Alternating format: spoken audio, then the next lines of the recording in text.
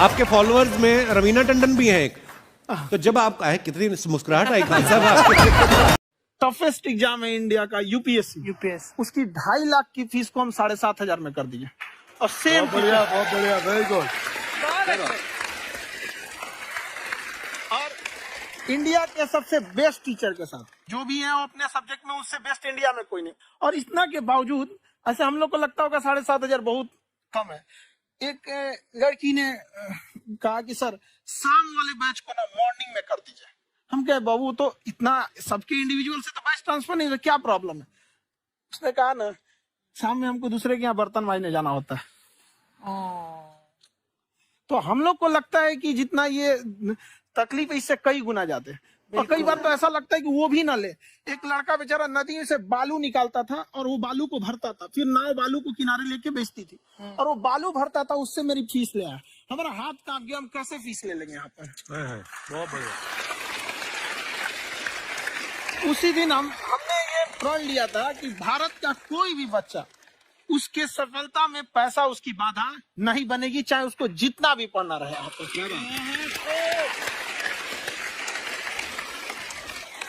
और अर्चना जी, मैं इनके बारे में एक बात, हजम खान सर नहीं आपके बारे में मैं एक बात कहना चाहता हूँ। इनका जो स्टार्टअप है ये बूटस्ट्रैप्ड है। अच्छा, मैं साधारण भाषा में बता देता हूँ, ये सेल्फ फंडेड है। इन्होंने अभी तक किसी और से पैसा नहीं लिया है। ये इन्वेस्टर के पैसे से नहीं, इन्होंने खुद इसको बिल्ड किया है। और बल्कि इतना स्ट्रॉन्ग स्टार्टअप है ये कि मैं कहूंगा कि अगर इन्वेस्टर्स को इन्वेस्ट करना हो तो मैं इंडोर्स करता हूँ ऐसे स्टार्टअप्स को। यही सब चीजों को देखते हुए कई लोगों ने धमकी भी दिया था वहां पर। अच्छा। और उसके बाद बम चला दिए और 7-8 बम चला दिए और कुछ ब्लास्ट हुआ। एक बेचारा नया लड़का आया था एडमिशन लेने के लिए, उसकी स्कूटी उड़ा दिया। तो पढ़ने आए थे, हमारा स्कूटी हमारी ऑफिस उड़ा दिए सब। एक तो पास में आके गिरा और नहीं फटा।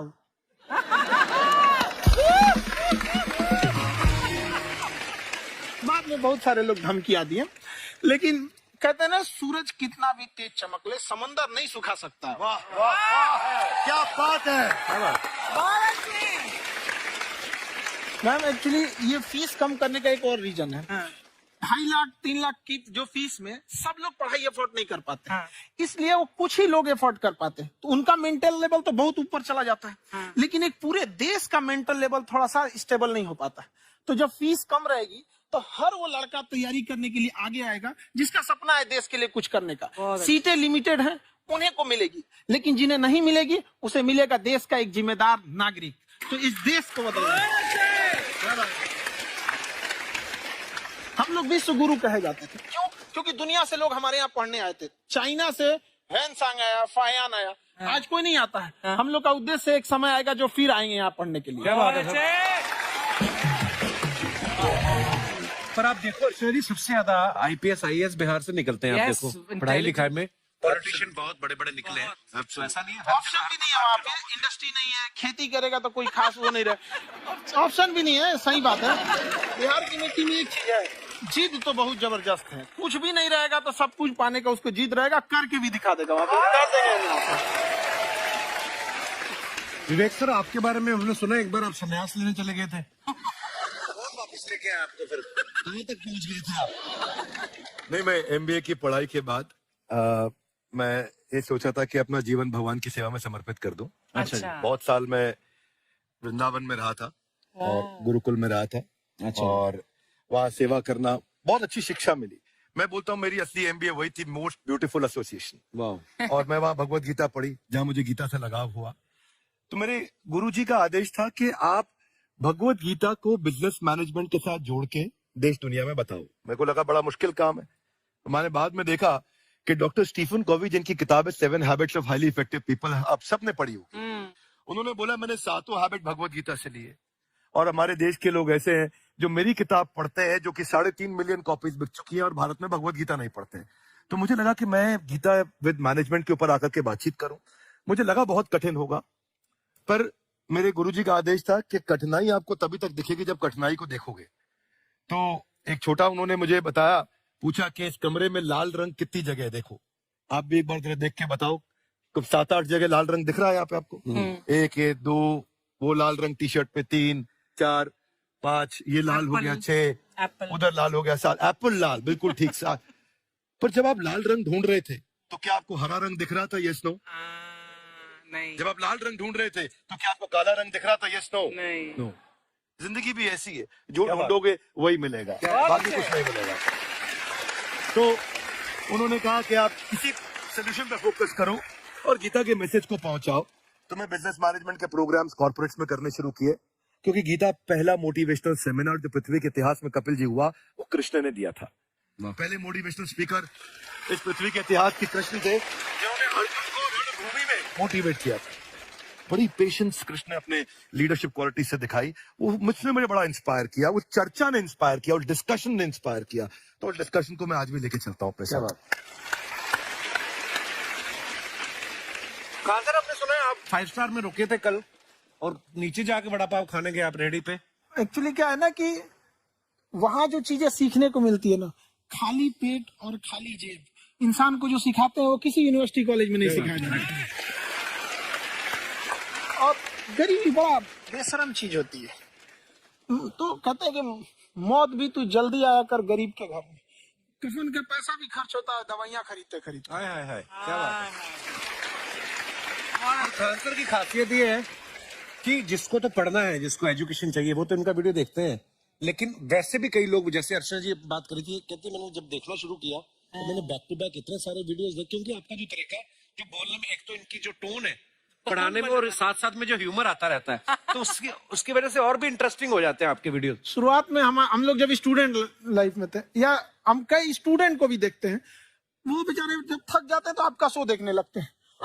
शुरू में हमको लगता था जब कि अरे ये हमारी पढ़ाई उसके लिए है, लेकिन पढ़ाई में थक जाता है, शो देख के नहीं थक जाता। हाँ। तो हमने सोचा दोनों को मिक्स कर देते हैं। तो हमने उसको, और आज आपको पता नहीं, हमने भी यही किया है। मिक्स करने। हमारे एजुकेशन सिस्टम में 2 कमी है, एक एजुकेशन की, दूसरा सिस्टम की। आप पटना से है ना? हमें भी पटना पसंद है, बस पटाने वाला चाहिए। नहीं, मजाक नहीं कर रहा है। आपका जो चैनल है, हम दिन में 10 बार आपके चैनल को सब्सक्राइब करते हैं।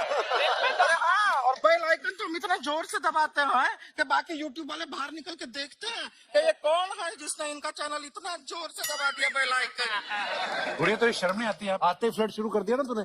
तो जाते हुए करते हैं क्या? विवेक जी नमस्ते।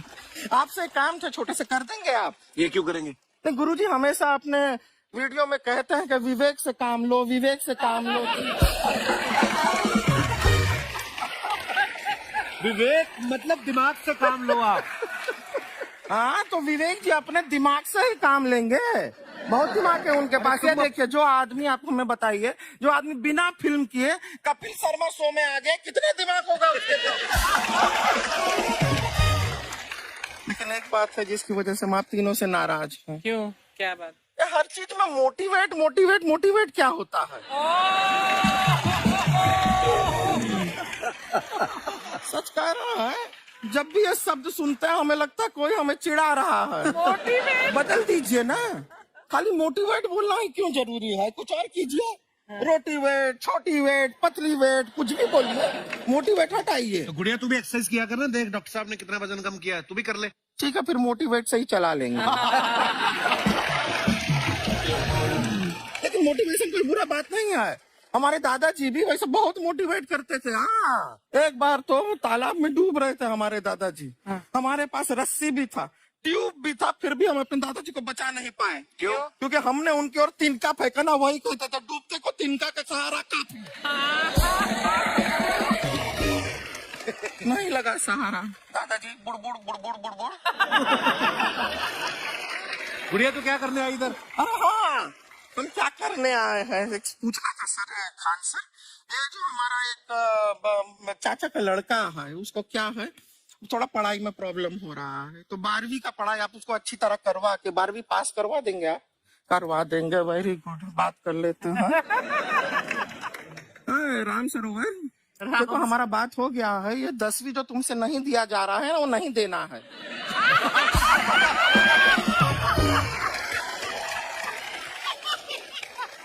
टेंशन नहीं है, 10वीं का खान सर से बात हुआ, ये सीधा 12वीं पढ़ा के पास कर देंगे। ऐसे नहीं होता, पहले 10वीं पास करनी पड़ेगी, फिर 12वीं होगी ना। ऐसा कोई जरूरी नहीं है ये सीक्वेंस। हमारे मौसा जी थे, उनसे ना 10वीं हुई ना 12वीं हुई, अभी 3 दिन पहले सीधा उनकी 13वीं हुई। अच्छा क्या है, पढ़ाई लिखाई का हमको बहुत ज्यादा नॉलेज है नहीं, गांव में पढ़े हैं ना सर।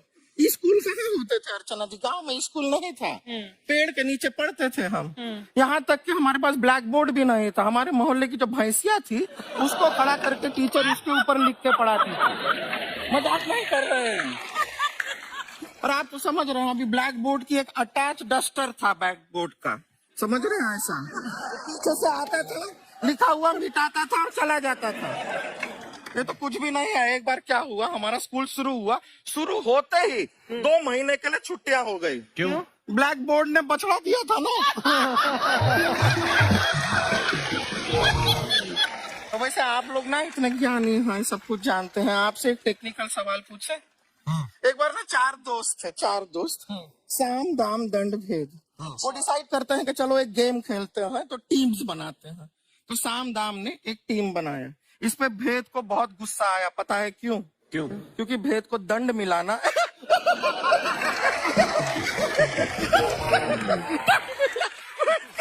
ये सिर्फ हंसती नहीं है सर, थोड़ा सा पेट्रोल पिला दो स्टार्ट भी हो जाती है। इतना है कि और भी बता दीजिए, जब हम बीमार होते हैं हम डॉक्टर के पास नहीं मैकेनिक के पास जाते हैं, और डिटेल दे दीजिए। ऐसा कुछ नहीं है सर, ये बोलते हैं खाली। लेकिन अभी एक रिक्वेस्ट था सर, हमारा एक भाई है, पुरुषोत्तम नाम है उसका, वो गांव से आया हुआ है, आप लोग थोड़ा उससे सब बातचीत करेंगे, थोड़ा उसको प्रोत्साहन देंगे। और शर्मा जी आपसे भी एक रिक्वेस्ट था, आपसे हमने कभी कुछ मांगा नहीं है, पुरुषोत्तम आएगा ना, एक बार बस उससे कह दीजिएगा, पुरुषोत्तम तुम कितने हैंडसम हो। मैंने देखा ही नहीं अभी तक। तो देख के बस बोल दीजिएगा तुम ठीक है। कितने हैंडसम हो, ऐसा बोल दीजिएगा प्लीज। ठीक है। हम बुला लेते हैं पुरुषोत्तम।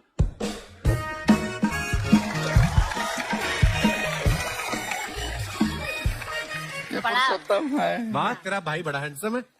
तो हमारे खानदान में सब हैंडसम है, ज्यादा चापलूसी करने का जरूरत नहीं है।